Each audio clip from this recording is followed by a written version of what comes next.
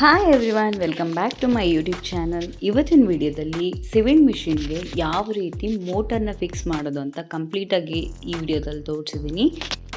ವಿಡಿಯೋನ ಸ್ಕಿಪ್ ಮಾಡಿದಂತೆ ಕಂಪ್ಲೀಟಾಗಿ ನೋಡಿ, ಯಾವ ರೀತಿ ನೀಟಾಗಿ ಫಿಕ್ಸ್ ಮಾಡಬೇಕು, ಯಾವ ರೀತಿ ಕರೆಕ್ಟು ಪ್ರೊಸೆಸಲ್ಲಿ ಫಿಕ್ಸ್ ಮಾಡಬೇಕು ಅಂತ ನಾನು ಈ ವಿಡಿಯೋದಲ್ಲಿ ತೋರಿಸ್ತಾ ಇದ್ದೀನಿ.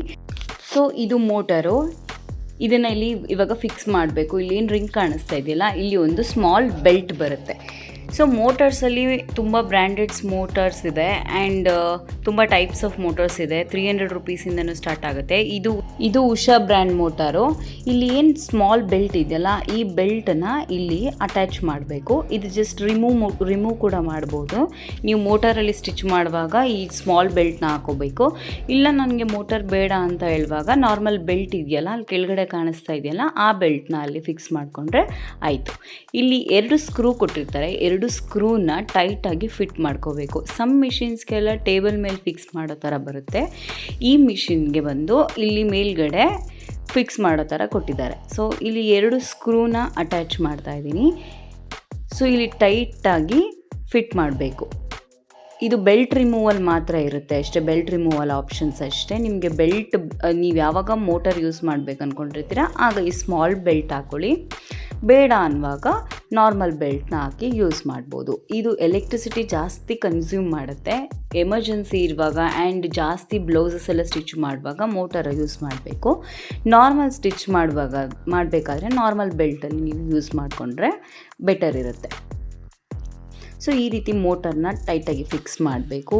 ಮೋಟರ್ಸಲ್ಲಿ ಕೂಡ ತುಂಬ ಬ್ರ್ಯಾಂಡ್ಸ್ ಇದೆ ಆ್ಯಂಡ್ ಒಂದೇ ಸಲ ನೀವು ಇನ್ವೆಸ್ಟ್ ಮಾಡ್ತಾ ಒಂದೇ ಸಲ high brand in the sense Usha brand ಆಗಿರ್ಬೋದು, ಸೊ ಮೆನಿ ಬ್ರ್ಯಾಂಡ್ಸ್ ಇದೆ.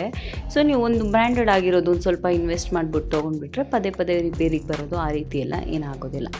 ಸೊ ಇಲ್ಲೇನು ಸ್ವಿಚ್ ಕಾಣಿಸ್ತಿದೆಯಲ್ಲ, ಇಲ್ಲಿ ಸ್ವಿಚ್ ಹಾಕೋದಕ್ಕೆ ಪ್ಲೇಸ್ ಕೊಟ್ಟಿರ್ತಾರೆ. ಸೊ ಅಲ್ಲಿಗೆ ಇನ್ಸರ್ಟ್ ಮಾಡಿಬಿಟ್ಟು ಈ ರೀತಿ ನೀವು ಸ್ವಿಚ್ನ ಅಟ್ಯಾಚ್ ಮಾಡಬೇಕು. ಸೊ ನೀವು ಎಲ್ಲಿ ಕಂಫರ್ಟಬಲ್ ಆಗುತ್ತೆ ಆ ಸೈಡ್ ಇಟ್ಕೋಬೋದು. ಇಲ್ಲಿ ಕಾಲತ್ರ ಇಟ್ಕೊಂಡು ಸ್ಟಿಚ್ ಮಾಡಬೇಕಾಗುತ್ತೆ. ಸೊ ಮೋಟಾರ್ಸ್ನ ಯೂಸ್ ಮಾಡಬೇಕಾದ್ರೂ ಅಷ್ಟೇ ಜಾಸ್ತಿ ಪ್ರೆಷರಿಂದ ತುಳಿಬಾರ್ದು. ಜಾಸ್ತಿ ಪ್ರೆಷರಿಂದ ತುಳಿದ್ರೆ ಮೋಟಾರ್ ಬೇಗ ಹಾಳಾಗುತ್ತೆ. ಜಾಸ್ತಿ ಪ್ರೆಷರಿಂದ ತುಳಿದಂತೆ ಸ್ಮೂತಾಗಿ ಹ್ಯಾಂಡಲ್ ಮಾಡಿದ್ರೆ ನೀಟಾಗಿ ಯೂಸ್ ಮಾಡ್ಬೋದು ಆ್ಯಂಡ್ ನೀಟಾಗಿ ಬಾಳಿಕೆ ಬರುತ್ತೆ. ಜಾಸ್ತಿ ದಿನ ಬಾಳಿಕೆ ಬರುತ್ತೆ, ಬೇಗ ರಿಪೇರಿಗೆ ಬರೋದಿಲ್ಲ. ಸೊ ಇಲ್ಲಿ ದಾರನ ಸುತ್ಕೋತಾ ಇದ್ದೀನಿ. ದಾರನ ಸುತ್ತಕೊಂಡು ಒಂದು ಸ್ಟಿಚ್ ಹಾಕಿ ತೋರಿಸ್ತೀನಿ. ಇಲ್ಲಿ ಮೋಟರ್ ಸ್ಪೀಡ್ನ ಚೆಕ್ ಮಾಡ್ತಾ ಇರೋದು ನೋಡಿ, ಎಷ್ಟು ಸ್ಪೀಡಾಗಿ ವರ್ಕ್ ಆಗ್ತದೆ. ನಿಮಗೆ ಬೇಸಿಕ್ ಯೂಸಸ್ಗೆ ಅಂದರೆ ಮನೇಲಿ ಯೂಸ್ ಮಾಡೋದಕ್ಕೆ ನಿಮಗೆ ಮೋಟರ್ ಅವಶ್ಯಕತೆ ಇಲ್ಲ.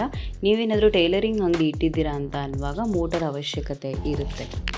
ನಿಮ್ಮನೇಲೂ ಈ ಥರ ಮಿಷಿನ್ ಇದ್ದು ಅಥವಾ ನೀವು ಈ ಥರ ಮಿಷಿನ್ ತೊಗೋಬೇಕು ಅಂತ ಅಂದ್ಕೊಂಡಿದ್ರೆ ಈ ಫೀಚರ್ಸ್ನ ಯಾವ ರೀತಿ ಯೂಸ್ ಮಾಡೋದು ಅಂತ ನಾನು ವಿಡಿಯೋ ಮಾಡಿ ತೋರಿಸ್ತೀನಿ. ಈ ಮಿಷಿನ್ ಫೀಚರ್ಸ್ ನಿಮಗೆ ಎಕ್ಸ್ಪ್ಲೇನ್ ಮಾಡಬೇಕು ಅಂತ ಹೇಳಿದ್ರೆ ನೀವು ಕಮೆಂಟ್ ಮಾಡಿ ನನಗೆ, ನಾನು ಎಕ್ಸ್ಪ್ಲೇನ್ ಮಾಡಿ ನೆಕ್ಸ್ಟ್ ವಿಡಿಯೋದಲ್ಲಿ ಅಪ್ಲೋಡ್ ಮಾಡ್ತೀನಿ. ಈ ವಿಡಿಯೋದಲ್ಲಿ ನಿಮ್ಗೆ ಏನೇ ಡೌಟ್ ಇದ್ದರೂ ಕಮೆಂಟ್ ಮಾಡಿ, ನಾನು ರಿಪ್ಲೈ ಮಾಡ್ತೀನಿ. Thanks for watching.